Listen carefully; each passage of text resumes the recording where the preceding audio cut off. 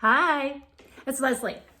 I want to tell you about an appetizer that I make for Christmas every year. It's my family's favorite, and they've been asking for it for about 15 or 20 years, and I make it every year.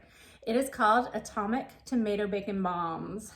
And what it is a hollowed out cherry tomato filled with finely ground bacon and basil and a ton of Tabasco. So they are atomic, they're hot, but they're also very addictive, and my family loves it. Another great thing to do with them would be to serve them for game day. It's great for a Super Bowl party or tailgating. The guys love them, just love them, and so will you. You'll need at least 2 cartons of beautiful red cherry tomatoes and at least 2 packs of center cut regular bacon. Now, the reason I said at least 2 packs of bacon is you're going to be eating some of it along the way. Now, just go ahead and brown all of your bacon until crisp. And here's a little trick with the bacon. It's always so hard to peel it off and get it off without ripping it. Well, here's the trick. Flip it over. Now you've got these bigger sides that are cut and easier to pick up. Look how much easier it is to get your finger right up under there. Quick tip. Another suggestion I have for you is I have 2 different pairs of tongs. I use one with the raw meat to flip it until it becomes cooked. After it's cooked, I'll switch to my other set of tongs, and they're different sizes, so it helps me remember. And that way I don't have the raw meat mixing with the cooked meat. Drain that bacon real well on paper towels. You want this to be crispy, not flimsy. And who doesn't want a nice cold Guinness while you're frying bacon? A perfect match. You can use a food processor. I just use my NutriBullet.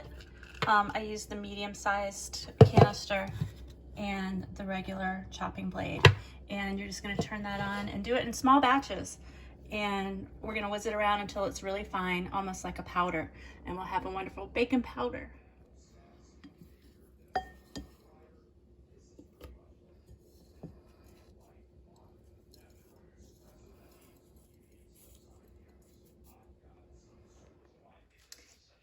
Okay, so I have the bacon powder now, and you see how powdery it is. And not only is this good for the filling for what we're going to do today, I've actually taken this and stuffed it into meatloaf and mixed it into hamburgers. So that's kind of a cool thing to do with it too.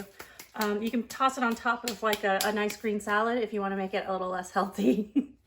All right, so this is the part that I want to show you. I have this cool tool that I got somewhere, and I don't know where, and I don't know what it is, but it's serrated on one side. Actually, it's serrated on both sides, and it's curved. I keep it in this drawer for 1 whole year, and I use it this 1 day a year.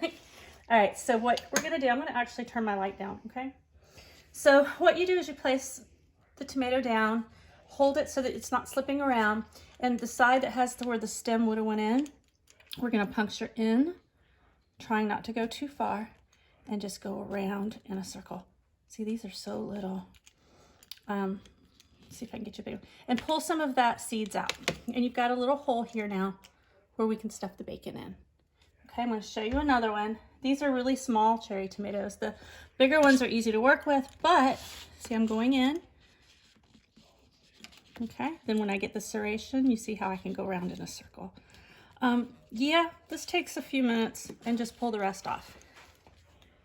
See, you got a nice little hole to stuff everything in. The bigger tomatoes are easier to do, but then they're not bite size. So either one you can get. If you can find this, fantastic. If you can't, I guess I would say just use a paring knife, but be super careful because you could cut your fingers off. Good luck.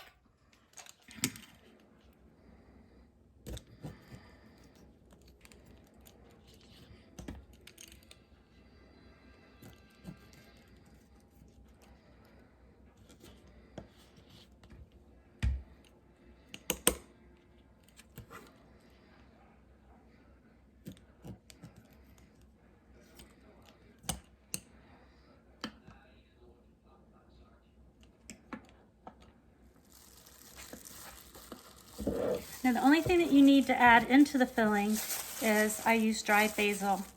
And I'd say a teaspoon, not a lot. And it's just that tomato and basil go so well together. And then just regular old red, traditional Tabasco. And you can take this lid off the top of it so that you can pour it in there. And I mean, just pour it in there. Quarter cup maybe. I'm mainly looking to get this moist so that it starts to become a filling.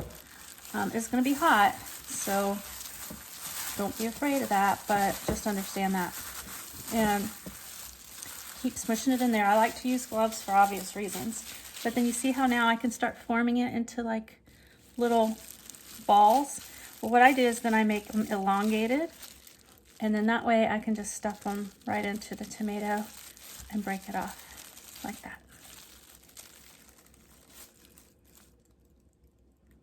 And there you have your first little stuffed tomato.